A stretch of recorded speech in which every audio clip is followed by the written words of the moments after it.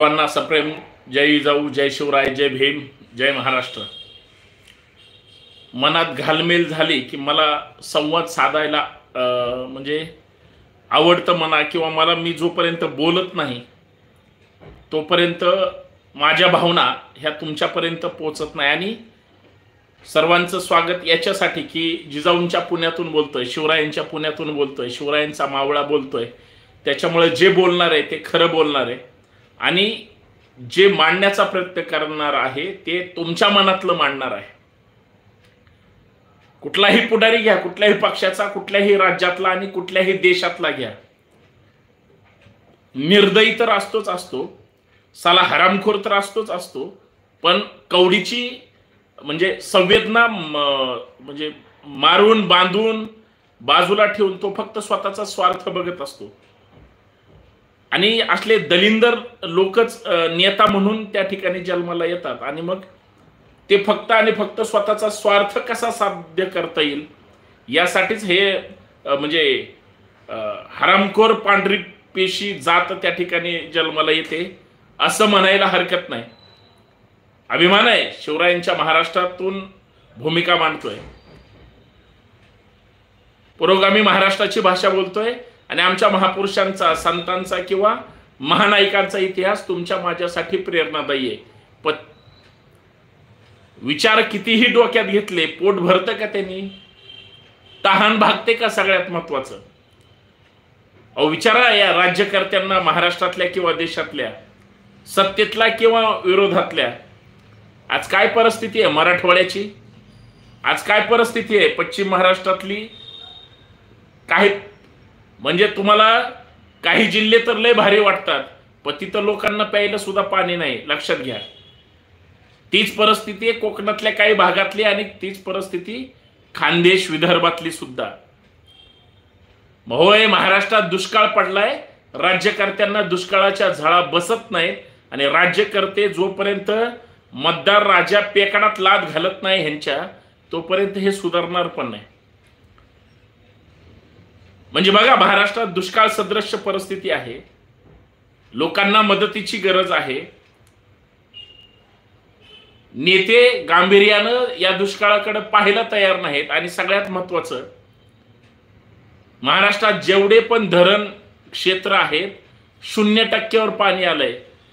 मुंबईचंच फक्त धरण आहे, 40 दिवस फक्त पाणी चालेल. जायकवाडी तिकडं कोरडं पडलंय. इथलं पुणे जिल्ह्यातले जे काही धरणाचं सह्याद्रीच्या पोटामध्ये जे आहेत तिथं थोडाफार पाणी साठा आहे, परंतु तो खाली उजनीपर्यंत म्हणजे इथं सोडलेलं पाणी पंढरपूरला, चंद्रभागेला जातं. याचा अर्थ ते खाली किती लांबपर्यंत जात असेल विचार करा. सगळ्यांची तहान भागवण्याचं काम आपला निसर्ग करतो, आपली धरणं करतात. आजपर्यंत ज्यांनी राज्यकर्ते म्हणून काम केलं, पुढच्या परत 50, 100, 200 पिढ्यांची सोय करून गेलेत ते. कारण तेवढं म्हणजे स्टोरेज कॅपॅसिटी वाढवली, पण स्टोरेज करू शकत नाही. ह्याच्यापेक्षा दुसरं दुर्दैव काय नाही. म्हणून वर्षानुवर्ष एक तर दुष्काळ पडतोय. आज जा ना मराठवाड्यात, आजच. म्हणजे मला तुम्हाला बोलायचे कशासाठी बघा, माननीय मुख्यमंत्री महोदय किती गांभीर्याने दुष्काळाला घेतायत माहित नाही. राजकारणाच्या आणि टीका करण्याच्याच मूडमध्ये सध्या राज्यकर्ते आहेत. मग ते मुख्यमंत्री महोदय असतील, उपमुख्यमंत्री महोदय असतील, दुसरे उपमुख्यमंत्री, गृहमंत्री महोदय असतील, किंवा सगळे मंत्रिमंडळातले. सत्ताधारी विरोधक कसे वाईट आहेत त्याच्यात ठराविक ठाकरे पवारच कसे वाईट आहेत, आणि मग विरोधक सत्ताधारी कसे वाईट आहेत, हे चालत राहतं. यालाच राजकारण म्हणतात. पॉलिटिक्सचा जन्म आणि टर्न फक्त शब्दांवर खेळ. ह्या सगळ्यांना खरंच दुष्काळाचं गांभीर्य नाही. कारण मागच्या वर्षी जेवढा दुष्काळ होता, समजा एक 200 टँकर एखाद्या जिल्ह्यामध्ये 24 तास सुरू असतील, तर तुम्ही उपाययोजना वाढवून 200चे ते 100, 50 झाले पाहिजे. मागच्या वर्षी 200 टँकर असतील तर या वर्षी आता 1000 टँकर त्या ठिकाणी फिरवायला लागणार. ही सध्याची राजकीय निष्क्रियतेची म्हणजे काय म्हणू आपण त्याला, सध्याची परिस्थिती आहे. आणि एवढे निर्दळ म्हणजे जेवढे सत्तेचे लाभार्थी आहेत ना, अंधभक्तांसहित सगळे, आणि त्यांचे लाचार, ती पाळलेली श्वान सगळी, ती सगळ्यांनी पाळल्या. अंधभक्त हा एका पक्षामध्ये नाही, सगळ्या पक्षांमध्ये, आणि सत्यानाश त्यांच्या नेत्यांचं त्या अंधभक्तांनीच केलं. आज मराठवाड्याचं बैठक होती दुष्काळाच्या संदर्भात, मुख्यमंत्री महोदयांच्या नेतृत्वाखाली होती, आणि मुख्यमंत्री महोदयांच्या नेतृत्वात असलेली बैठक, जिल्ह्याचे पालकमंत्री हजर नाही. त्या छत्रपती संभाजीनगरला तर लोकांना प्यायला पाणी नाही, बांधकामाचं सुद्धा स्टॉपवर करून टाकलंय. अंधभक्त दुसऱ्यावर टीका करतील, पण आपल्या नेत्यावर काय बोलणार नाही, चकार शब्द नाही. यांच्या पोस्ट सुद्धा नसतात दिवस दिवस, काय ते तोंड घशी पडतील म्हणून. हात जोडून विनंती आहे, काय माझ्याकडून चुकलं असेल तर ते गोड मानून समजून घ्या, तुम्ही मोठे भाऊ म्हणून समजून घ्या. पण माझा साधा सरळ प्रश्न आहे, आज मराठवाड्यात जे काही 8 जिल्हे आहेत, प्रत्येक जिल्ह्याची फार अशी चांगली परिस्थिती नाही, वाईटच आहे. लोकांना टँकरनी माणसांना पाणी पाजताल, मुख्य जनावरांचं काय? म्हणजे जिवंतपणी, अरे आता काय, कोण तो मर्द मराठा म्हणून नाव लिहितो आणि भुसनाळ्या मी दुष्काळावर बोलतोय, आणि हा कमेंट ह्याच्या विरोधी त्याच्या विरोधी. अरे तू तरी तुझ्या आईवडिलांच्या बाजून आहे का? तो आईबाप विरोधीच असशील दादा, कशाला मला बोलायला होतं? कारण तुमची लायकीच तेव्हा तशा बोलण्याची असली तर तुम्ही तरी काय करणार? माझा प्रश्न काय आहे की दुष्काळ सदृश्य सध्याच्या प्रकरणामध्ये जर कदाचित पालकमंत्र्यांना गांभीर्य नाही, लोकांना प्यायला पाणी नाही, मुख्य जनावर असेच उपाशी मरतील, अशा परिस्थितीमध्ये सरकारने किती उपाययोजना करायला पाहिजे? सरकारने त्या ताकदीनं प्रशासनाच्या माध्यमातून लोकांची तहान भागवणं गरजेचं आहे. पाणी पुरवठा मंत्री काय नुसत्या गोट्या खेळायला आणि टीका करायला भाषण ठोकायला आहेत का? दरवर्षी फक्त काय मंत्र्यांनी पैसा खर्च करायचा आहे हेच दाखवायचंय म्हणून कायमस्वरूपी उपाययोजना करायचीच नाही, अशी जर कुणाची वृत्ती असेल तर ती अत्यंत वाईट घाणेरडी वृत्ती आहे. म्हणून मी सुरुवातीला म्हणलं ना, कुठलाही राज्य करता घ्या, म्हणजे आपल्या विभागातला, म्हणजे मराठवाडा, खानदेश, पश्चिम महाराष्ट्र किंवा कोकणातला घ्या एखादा राज्य करता, किंवा महाराष्ट्रातला घ्या, देशातला किंवा जगाच्या पाठीवर हरामखोर असतो म्हणजे असतो आणि घाणेरडं राजकारण करतो म्हणजे करतो.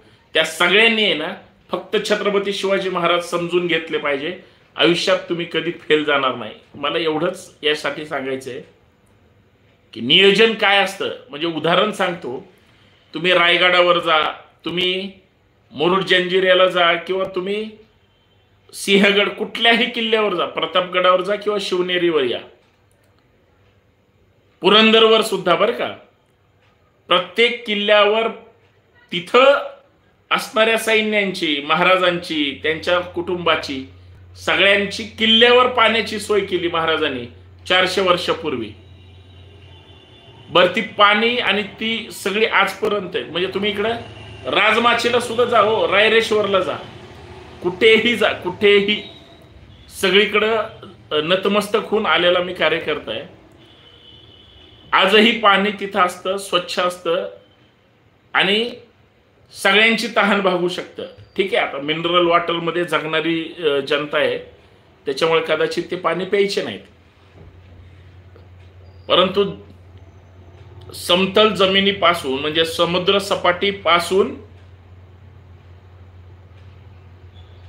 हजारो फुटावर वर पाणी घेऊन जाणं आणि तिथं राहणं आणि तिथं सोय करणं, त्याच्यापेक्षा तिथंच कायमस्वरूपी सोय करणं, याच्यात किती मोठा भाग आहे. म्हणून राज्यकर्त्यांनी शिवरायांचा खरा इतिहास वाचला ना तर त्यांना म्हणजे फेल जायची गरज नाही, कुणीही सरकार असू द्या. जर नियोजन केलं ना लोकांच्या, फक्त पाण्याचं, हो, मराठवाड्यातल्या, विदर्भातल्या, पुढचे 100 वर्ष सुद्धा शिंदे साहेब मुख्यमंत्री पदावरून हटणार नाहीत, माझा शब्द आहे. आणि देवेंद्र फडणवीस साहेब देशाच्या राजकारणात जातील की जात माहित नाही, पण मोदी साहेब पुढचे 200 वर्ष प्रधानमंत्री राहतील जर या देशातल्या किंवा वेगवेगळ्या राज्यातल्या दुष्काळ सदृश्य भागामध्ये कायमस्वरूपी पाण्याचा प्रश्न जर मिटवला तर. रस्ते केलेत ना, आता तुम्हाला 10 वर्षात काहीतरी काम दाखवावं लागेल म्हणून तुम्ही रस्ते केले.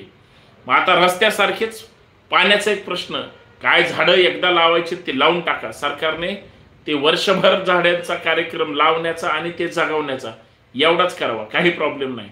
पण लोकांच्या आयुष्याचं कल्याण होईल. ज्या दिवशी लोकांच्या चेहऱ्यावर स्मित हास्य दिसतील त्यावेळेस लोक सगळ्यांचे धन्यवाद मानायला कमी करणार नाही. पाणी गरजेचं आहे, अन्यथा 8-10 दिवस. मी आत्ताच बातमी आणि मला मनातून खरंच म्हणजे हळहळ वाटली मला. प्रत्येक गावाला एक हंडा भरूनच, बॅरल सुद्धा नाही, बॅरल लय मोठं, छोटं बॅरेल किंवा हंडा धरूनच तेवढंच पाणी मिळणार 2-5 दिवसाला, किंवा फारसं टँकरनी सुरळीत येऊ शकतं म्हणून दिवसाला हंडाभर पाणी. अशी जर तेवढ्यातच सगळं स्वयंपाक, अंघोळ वगैरे सगळं भागवायचं, धुनी भांडी सगळी, ही जर अवस्था असेल तर मायबाप सरकार म्हणून जर 100% निष्क्रिय असतील तर काय करायचं असल्या राज्यकर्तेच? राजीनामा देऊन घरी बसा ना, आहेत दुसरे करतील बरोबर काय करायचं ते, असं म्हणावं लागेल. याच्यापेक्षा वाईट दुसरी काय असू शकत नाही. म्हणजे स्वतः मुंबईवरून मुख्यमंत्री महोदय छत्रपती संभाजीनगर मराठवाड्यात आलेत आणि मराठवाड्यातले आमदार आणि पालकमंत्री हजूर राहू शकत नाही. किती गांभीर्य आहे. निवडणुकात होते आणि आता मस्त फिरायला गेले किंवा स्वतःचं आयुष्य म्हणजे मस्त स्विमिंग टँकमध्ये पडून जर तुम्हाला राज्याच्या दुष्काळावर चर्चा करू वाटत असेल, मराठवाड्यातले द ग्रेट नेते, मग लातूर असेल, फार महत्त्वाचा बीड असेल, किंवा जालना छत्रपती संभाजीनगर, किंवा इकडे धाराशिव, सगळ्या जिल्ह्याचे, परभणी हिंगोलीचे सुद्धा, तर त्यांना गांभीर्य नसेल आणि माणसं अशी तडफडत असतील तर हे फार दुर्दैव आहे. एवढंच मला सांगायचं. दुष्काळाच्या झळा जर तुम्हाला कळाल्या तर लोकांच्या आयुष्यामध्ये त्यांच्या घशाला पडलेल्या कोरड त्याला पाणी द्या, अन्यथा तुम्हाला पाणी पाणी म्हणून निवडणुकांमध्ये तुमचा घसा कोरडा पडेल, पण लोक तुमच्या तोंडाकडे पण बघणार नाहीत आणि नवीन पर्याय शोधतील, हे विसरू नका. बाकी संभाजी ब्रिगेड तुमच्यासाठी बोलायला, लढायला आणि तुमच्यासोबत काम करायला कधीही तयार आहे. माझा कुठल्याही सत्ताधारी किंवा विरोधा नेत्यांबद्दल द्वेष नाही, परंतु ते जे निष्क्रिय आहेत ते सांगण्याचा माझा फक्त प्रयत्न आहे. आवडलं तर जास्तीत जास्त शेअर करा, शेवटच्या घटकांपर्यंत पाठवा आणि जास्तीत जास्त सबस्क्राईब करायला विसरू नका. एवढंच. धन्यवाद.